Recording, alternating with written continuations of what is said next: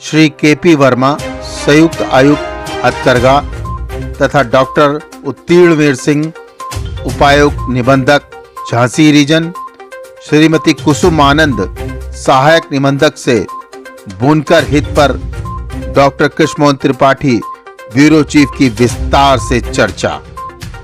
देश के सभी जनपदों के बुनकर यहाँ पर भारी संख्या में आए और उनको हम लोगों ने जो जानकारी दिया कि भाई आजकल नई तकनीक विकसित हो रही है, हर क्षेत्र में पेपरलेस काम हो रहा है, पोर्टल पर सारी जानकारी दी जा रही है जिससे फेसलेस वर्क हो। तो उनको उनके बच्चों को टेक्सटाइल सेक्टर में डिप्लोमा के लिए या बीटेक कराने के लिए भी प्रोत्साहित करने की बात चली कि भाई अगर उनका बच्चा टेक्सटाइल में पढ़ा लिखा होगा तो अपनी तकनीक से नई तकनीक को एडाप्ट करके वो अपने व्यवसाय को अच्छे तरीके से बढ़ाएगा।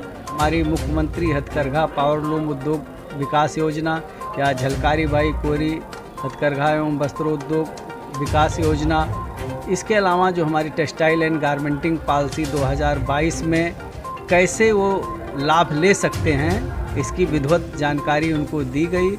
तकनीकी वस्त्रों का, टेक्निकल टेक्सटाइल का, क्योंकि इसमें भारत की भागीदारी अभी 4% है। इसको बढ़ाने के लिए नए निवेशकों को टेक्सटाइल सेक्टर में निवेश करने के लिए प्रोत्साहित करने के लिए भी योजना सरकार ने चलाई है। इसके अलावा मतलब जो हमारी टेक्सटाइल पॉलिसी 2022 है, इसमें भी हम टेक्सटाइल में तकनीकी क्षेत्र को बढ़ाने के लिए प्रोत्साहित कर रहे हैं। बुनाई रंगाई का ही काम जानता है, वो कोई नया रिसर्च एंड डेवलपमेंट नहीं करता है। तो इसके लिए भारत सरकार की एक संस्था या भारत सरकार का एक अंग बुनकर सेवा केंद्र बनारस और मेरठ में है, जो नए तकनीक के कपड़े बनाने के लिए कि उसकी डिज़ाइन कैसे बनाई जाएगी, उसको प्रिंटिंग कैसे किया जाएगा। तो ये देख लें कि ये आपका मतलब उनका प्रिंटिंग की ये डिज़ाइन है कि वह जंगला साड़ी है।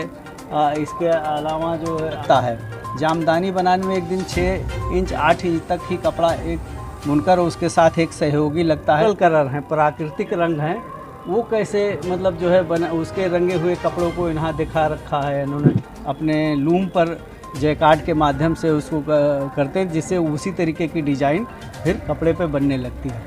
रणवीर सिंह, उपायुक्त निबंधक हथकरघा एवं वस्त्रोद्योग विभाग, ये उत्तर प्रदेश सरकार का मिनिस्ट्री ऑफ टेक्सटाइल्स है।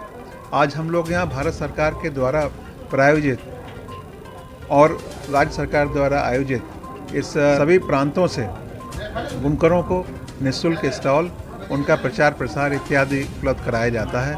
और ये देखा जाए तो अपने देश के समस्त उत्पादों को, उनकी उत्कृष्ट डिज़ाइनों को, उनके कपड़ों का, उनका जो भी वस्त्र उत्पाद हैं उनको विक्रय करने का, विपणन करने का एक निःशुल्क प्लेटफॉर्म एक नेशनल लेवल पर उपलब्ध होता है। करों के साथ सीधा संवाद विभाग के रूप में रहता है, जहां पर हम लोग इनकी समस्याओं को सुनते भी हैं।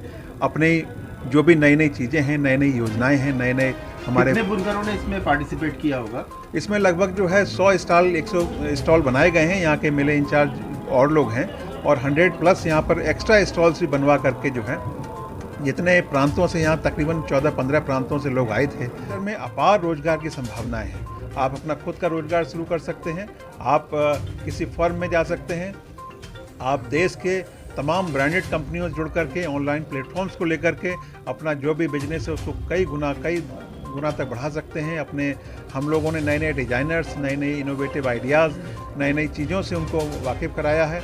भारत सरकार के और सरकार के, राज्य सरकार के सहयोग से, समन्वय से तमाम क्लस्टर्स और अन्य योजनाएं चल रही हैं, जिनका समय समय पर उनको बताया जाता है। निश्चित तौर पर वस्त्र उद्योग के लिए ये भारत सरकार, राज्य सरकार की तरफ से करना। मैं ये गांधी कुसुम है और मैं सहायक निबंधक हथकरघा एवं वस्त्र उद्योग टेक्सटाइल हूँ। और ये बुनकर सम्मेलन का आयोजन किया था, तो उसमें सभी हमारे पूरे उत्तर प्रदेश के सभी बुनकर प्रतिनिधि यहाँ शामिल हुए और उनको यहाँ पर विभाग में जो भी योजनाएं संचालित हो रही हैं उनके बारे में उनको जानकारी दी गई। विशेष तौर से अब हमारा विभाग जो है टेक्सटाइल टेक्नोलॉजी की तरफ, टेक्सटाइल की तरफ बढ़ रहा है और ये बुनकरों में इसकी अभी जागरूकता की कमी है। तो हमारे उच्च अधिकारियों ने उसके बारे में उनको बताया और साथ ही हम अपने इस हथकरघा उद्योग को कैसे जीवित रख सकें और उनके बच्चों को कैसे और उच्च शिक्षा प्रदान कर सकें, उसके बारे में भी उनको जानकारी दी गई, उनका मार्गदर्शन किया गया।